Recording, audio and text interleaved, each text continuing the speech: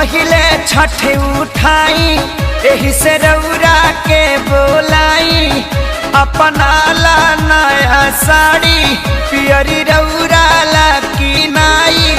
सब गीतिया गावत चली भर डगार में या छठ करी जाई नई हार में सभी घरे तू करबा का सहार में या छठ करी जाई नई हार में पहिले पहिले छठ उठैनी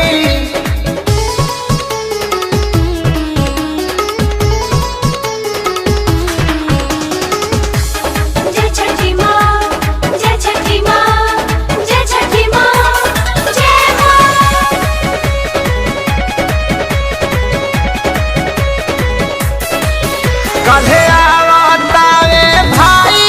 संग लेके घरे जाई और रख के सब तैयारी हमारे कैले बिया माई कल्हे आवतावे भाई संग लेके घरे जाई और रख के सब तैयारी हमारे कैले बिया माई मथ दौड़ा लेके चाल में सांझे पहाड़ में या छठ करे जाई नई हार में सभी आवता घरे तू करबा का सहार में या छठ करे जाई नई हार में पहिले पहिले छठ उठैनी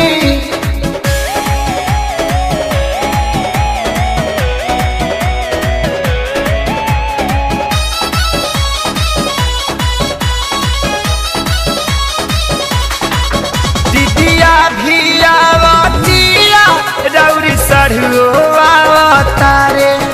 नई हरे में दीदी के संगे जीजाजी छठ कर तारे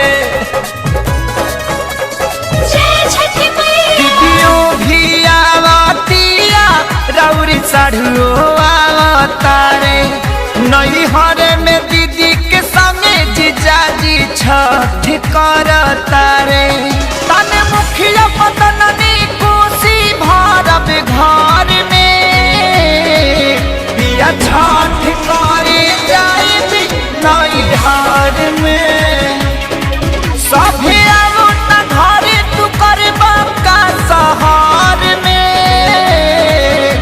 या छठ करे जाई नई हार में पहिले पहिले छठ उठैनी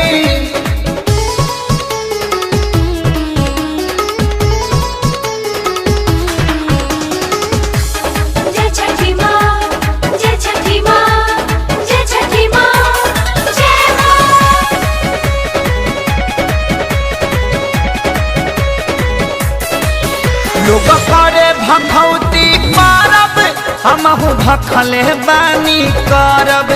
सोनू शंकर पवन खेसारी अपू के दुख छठी मैया हरब लोग करे भखौती पारब हमहु भखले बानी करब सोनू शंकर पवन खेसारी अपू के दुख छठी मैया हारा मटर कहे नबाई चालू मामा हार में पिया छठ करी जाई नई हार में सभी आवता घरे तू करबा का सहार में पिया छठ करी जाई नई हार में पहिले पहिले छठ उठैनी